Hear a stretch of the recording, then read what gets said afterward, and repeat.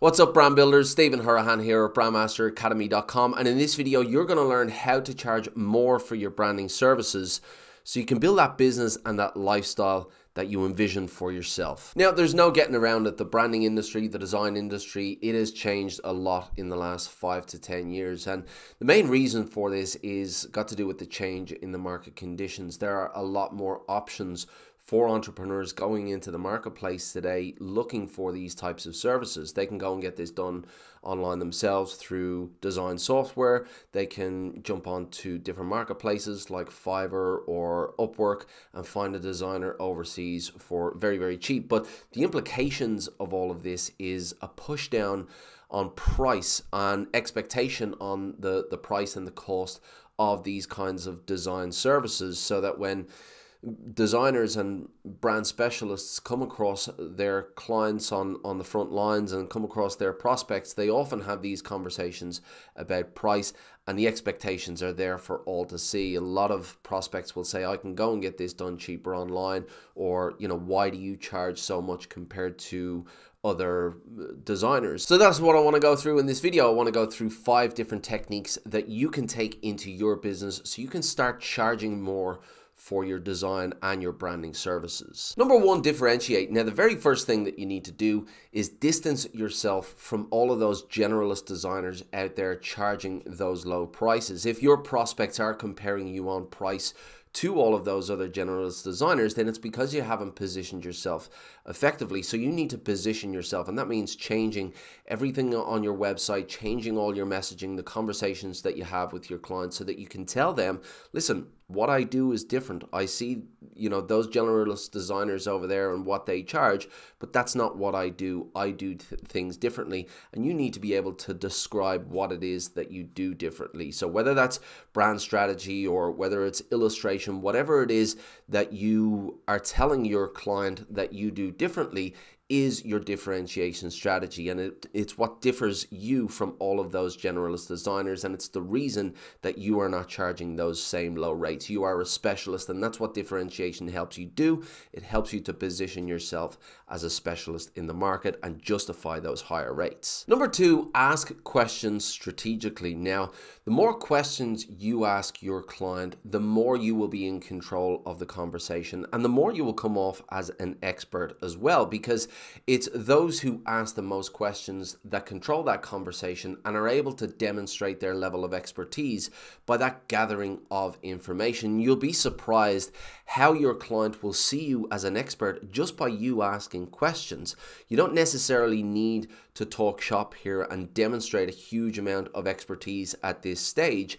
Just simply asking strategically placed questions will really help them to see you as an expert in your field. So ask those strategically positioned questions and really focus on the outcome that you want. So of course you're learning about their business and you're arming yourself with information to be able to guide them and to give them the best possible result, but you're also trying to position your questions in a way that will make them have their own epiphany that they need more than just these bottom drawer services that are out there. They need more than just that logo, and they need to really think about who it is that they're trying to connect with. Number 3, listen intently and display empathy. Now, one of the biggest mistakes that I see inexperienced brand builders make is they talk too much.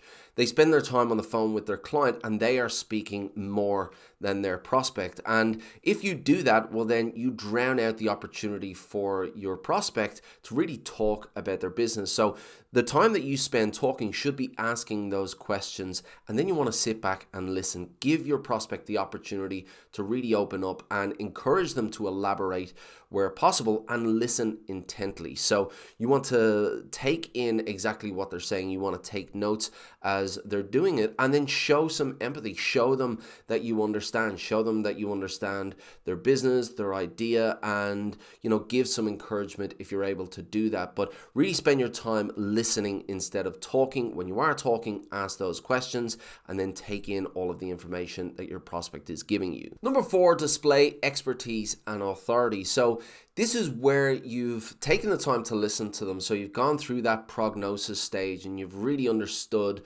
what they're doing, what they're trying to achieve. You've asked the right questions. You've really gotten them to open up about their plans for the future, their vision for their brand, so that they can really start to think big picture about what the possibilities are for their brand. And this is where you come into the conversation now and display your expertise. So you talk to them about the opportunity that lies in front of them and what their prospects are and what it is possible to build for them from a branding point of view. And this is where you talk to them about strategy and the individual elements of brand strategy, and really talk to them about why these elements are so important and why they need to be considered when it comes to building a strategic brand. Now, of course, they will know that every brand needs a logo, but if you do this right, if you do this well enough, by the time they are finished with this call, they will have a much higher understanding of what real branding is all about. And this is where you really display that authority. If they get a feeling that you really know what you're talking about,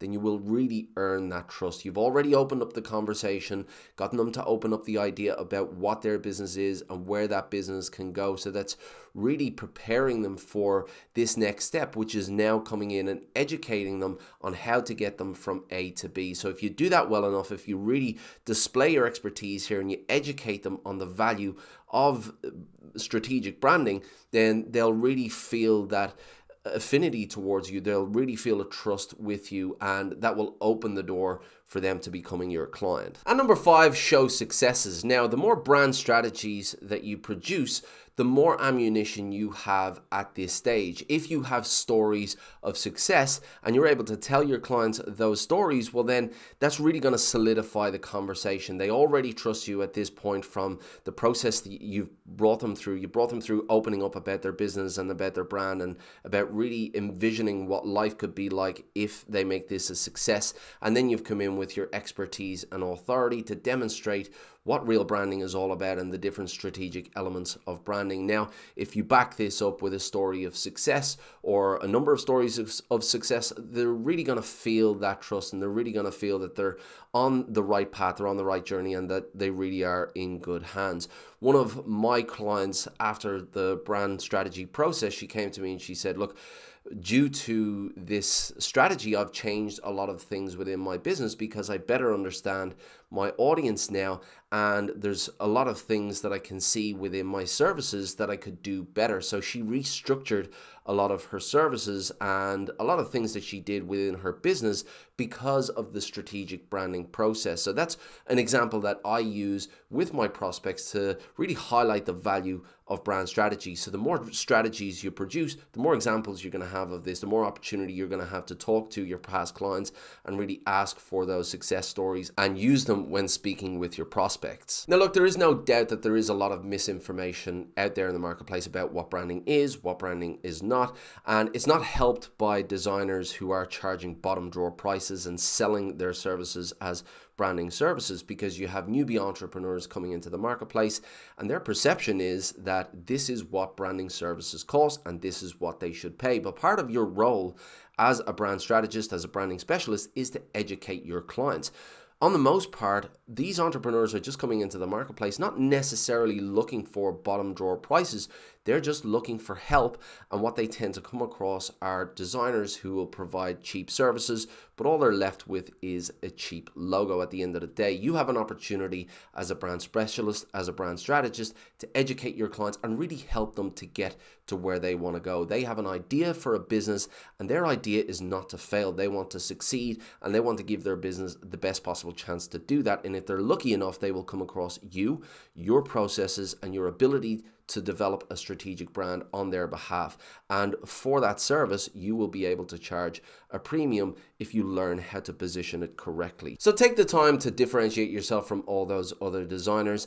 Ask strategic questions, listen intently, and display empathy. Display your expertise and authority, and then show your successes. And if you do this well enough, you will show your value in the marketplace, why you're different to all of those other designers, and why you should be charging more as a specialist. If you like this video, please give it a thumbs up and hit that subscribe button. Hit the notification bell as well. It'll let you know when I've got new videos coming out. If you want more tips and techniques like this, head on over to brandmasteracademy.com and sign up for the list. It is free, and I will drop those tips and techniques right into your inbox. But I want to hand it over to you now. What is your experience when it comes to charging for your branding services? Do you feel that there is downward pressure on prices? Do you feel that there's a lot of clients and prospects out there with high expectations and very little budget? And how is that impacting your business? I'd love to know in the comments box below. Let me know what your challenges are. I'll do my best to answer all of those questions. Until next time, brand like a master, and I will see you in the next video.